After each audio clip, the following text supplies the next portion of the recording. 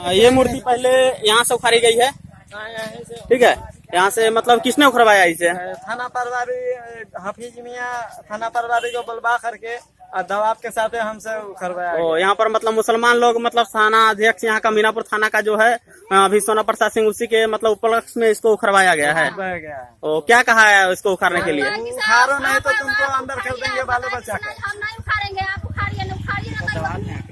बोलिए बोलिए क्या बोलते से बोलिए, तुम खा के इतना कहे लड़का उठाता है कि नहीं उठाई? उठाइए मार देंगे तो फाइट तो गोली मार देंगे। उठाइए हम तीनों का उठाइए, बैठाइए गाड़ी पर, तीनों को बैठाइए गाड़ी पर। बहुत चलिए चलिए, आप बहुत बाले बच्चे को ले जाएंगे, मैंने नहीं हटाया।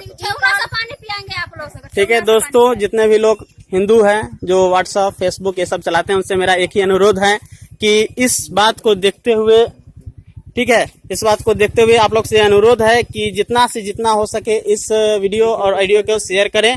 और मेरा आपसे अनुरोध है कि कम से कम हिंदू एकता के लिए इसको फॉरवर्ड करें। और कहीं कहीं पे जैसे जहां भी ये सब दंगे हो रहे हैं वहां पर इस सबको सपोर्ट करें, ताकि अपनी मतलब मातृभूमि पे जो हमारा हिंदुत्व राष्ट्र है, यहाँ हिंदू को बचाया जाए।